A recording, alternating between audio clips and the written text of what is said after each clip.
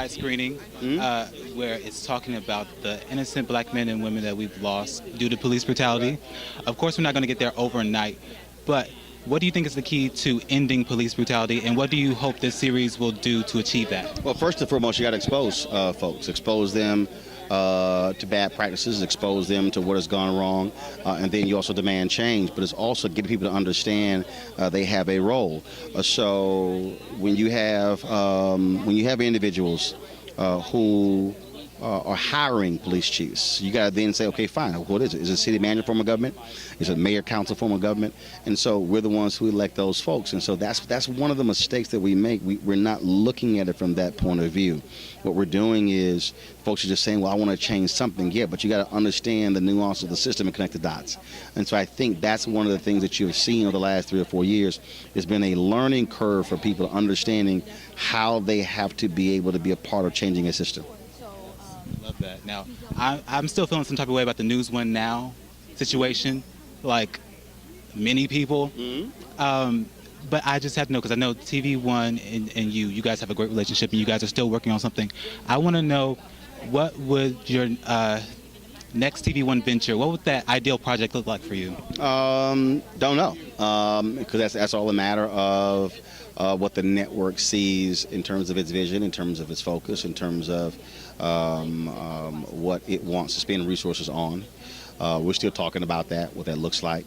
I'm busy with a number of projects through my company as well, and I'm looking at lots of different options, including a live daily stream, taking advantage of Facebook, Periscope, YouTube, and so there are different things that I'm looking at, and so hopefully I'll have something to announce in a couple of weeks.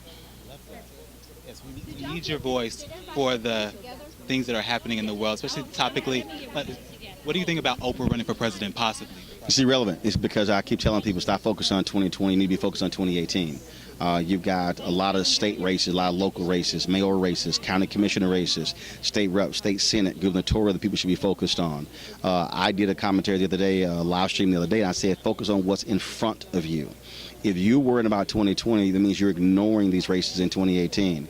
And so the midterm elections are important, not just in terms of will Democrats retake the House or the Senate, but then what about these state legislatures? Because that's where a lot of the power shifting is going on. A lot of the voter ID laws are being passed. Look what's happening in North Carolina.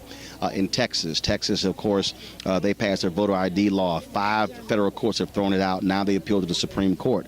Supreme Court's looking at that. The political gerrymandering in North Carolina, Supreme Court's looking at. All of those things matter, and so I tell people, stop worrying about 2020. You better focus on 2018. Then you focus on 2019. You deal with 2020 when 2020 gets here. Gosh, just the political mind you have.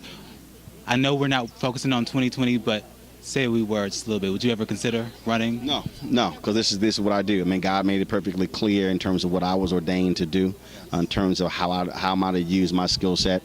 I mean, I've had people approach me to run for political office since I was 25 years old.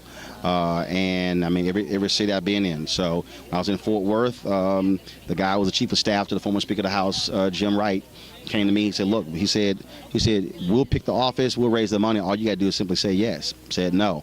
When I was in Dallas, people wanted me to run for Dallas City Council. I said no. They wanted me to run for a county commissioner in Chicago. I said no, because that's not what my calling is. And so it's what I'm doing right now. Exactly. And we love you. Thank you so much for being here. Appreciate it. Thank you so much. Thanks so much. I appreciate it.